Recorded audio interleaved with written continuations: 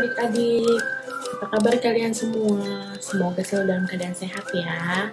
Hari ini Kak Hana senang sekali bisa bertemu dengan adik-adik. Sebelum kita mendengarkan firman Tuhan, kita berdoa dulu ya. Yuk kita berdoa sama-sama. Tuhan Yesus, terima kasih untuk hari ini, karena Engkau sudah mengumpulkan kami pada hari ini. Sebentar lagi kami akan mendengarkan firman Tuhan. Kau berkati kami Tuhan, supaya kami mengerti firman yang disampaikan dan kami dapat menjadi pelaku firman-Mu. Dalam nama Yesus kami berdoa. Amin. Adik-adik, sebelum kita mendengar firman Tuhan, kakak mau kasih lihat dulu nih, kakak punya satu tas. Isinya di sini ada jelly, ada permen, ada coklat, dan semua hal yang adik-adik suka. Nah, tapi kakak nggak mau kasih lihat ini, jadi adik-adik cukup percaya saja kalau dalam tas ini ada makanan tersebut. Gimana? Kira-kira adik-adik percaya nggak? Nah, cerita hari ini tentang seseorang yang dia harus melihat dulu, kalau nggak dia nggak percaya. Yuk kita dengar sama-sama ceritanya. Yesus jadi berita utama. Yesus dibicarakan di mana-mana. Murid-murid Yesus terus-terusan membicarakan kalau Yesus bangkit, Yesus hidup. Murid-murid senang karena sudah bertemu dengan Yesus, tetapi Thomas tidak ada. Thomas bingung, mana mungkin orang mati bisa hidup lagi. Thomas tidak percaya kepada teman-temannya. Thomas ingin melihat sendiri baru dia bisa percaya. Murid-murid Yesus meyakinkan Thomas. Murid-murid berusaha membuat Thomas percaya bahwa Yesus hidup. Thomas, Yesus sungguh-sungguh hidup. Dia tidak mati lagi, Thomas. Thomas, kami ini sudah melihat Yesus. Kami sudah bertemu dengan Dia. Iya, Thomas. Waktu Yesus datang, kamu sedang tidak di sini. Tapi sungguhan, Yesus hidup. Thomas bingung. Thomas ingin percaya, tapi dia merasa tidak mungkin orang mati bisa hidup lagi. Thomas tidak percaya, tapi kok semua teman-temannya bilang mereka sudah bertemu dengan Yesus? Thomas sangat bingung. Thomas ragu-ragu.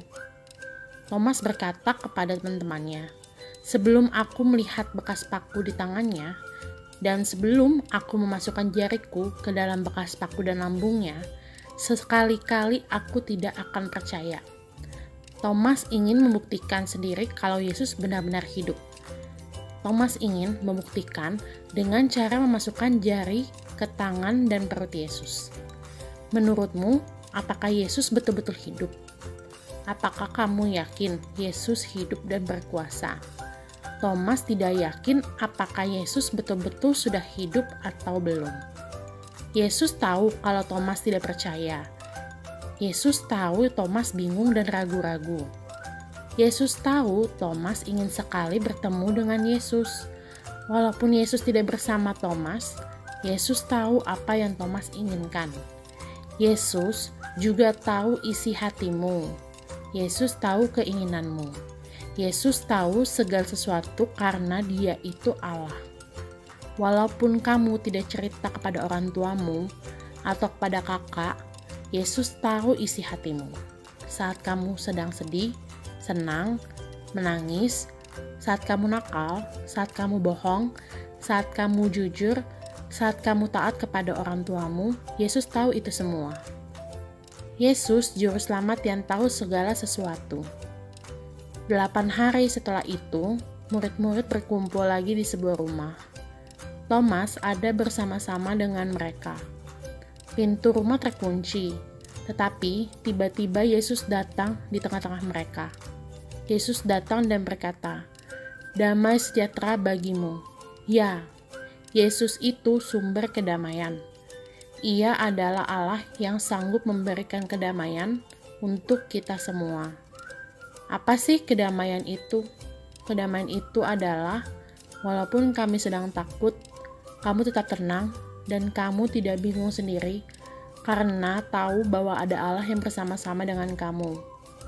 Kedamaian juga bisa saat kamu sedang kesulitan belajar, kamu tidak menangis, tidak takut, tetapi berdoa dan percaya kalau Tuhan pasti menolong kamu. Nah, Thomas saat itu sangat kaget.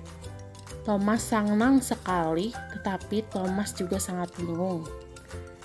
Yesus menyuruh Thomas memasukkan jarinya ke tangan dan perutnya yang bekas ada lubang pakunya. Lalu, Yesus tahu karena Thomas ingin sekali melakukan hal itu.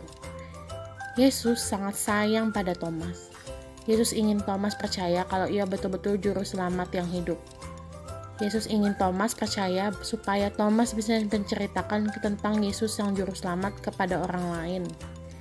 Yesus rindu semua orang mendengar tentang Yesus sang juru selamat dan percaya kepadanya. Saat itu juga Thomas langsung berlutut di hadapan Yesus dan berkata, "Ya Tuhan dan Allahku." Saat itu juga Thomas percaya bahwa Yesus betul-betul juru selamat yang hidup. Sejak bertemu dengan Yesus sang juru selamat, hidupnya berubah. Thomas menjadi orang yang bersungguh-sungguh mengikuti Yesus sampai mati. Nah, adik-adik, kehadiran Yesus di dalam hidup kita mengubah kita menjadi orang yang berbeda. Yang tadinya sulit percaya kepada Tuhan, bisa percaya kepada Tuhan. Yang tadinya selalu takut, bisa menjadi orang yang berani. Yang tadinya sulit sekali untuk taat pada firman Tuhan, bisa menjadi orang yang begitu mencintai, bahkan mentaatinya. Yang tadinya sulit untuk mengasihi dan mengampuni orang lain, bisa jadi orang yang penuh kasih dan mudah untuk mengampuni. Hari itu hidup Thomas berubah sekali. Hidupmu juga akan berubah kalau Yesus masuk ke dalam hatimu. Adakah yang mau menerima Yesus sebagai satu-satunya juru selamat dalam hidupmu? Yesus rindu hadir di hidupmu supaya dia bisa bekerja di dalammu. Jadi, kalian sudah dengar ceritanya kan? Kalian juga percaya kan kalau misalnya Tuhan Yesus itu berkuasa dan dia hidup. Hidupnya Thomas berubah sejak bertemu dengan Tuhan Yesus. Hidupnya adik-adik pun juga bisa berubah kalau adik-adik mengundang Tuhan Yesus masuk ke dalam hatinya adik-adik. Karena Tuhan itu memberikan kedamaian di hati adik-adik sekalian. Adik-adik, sekarang waktunya ayat hafalan. Sebelumnya kalian sudah hafal belum ayat hafalannya? Kalau belum, kita hafalkan sama-sama ya. Ayo buka Alkitabnya.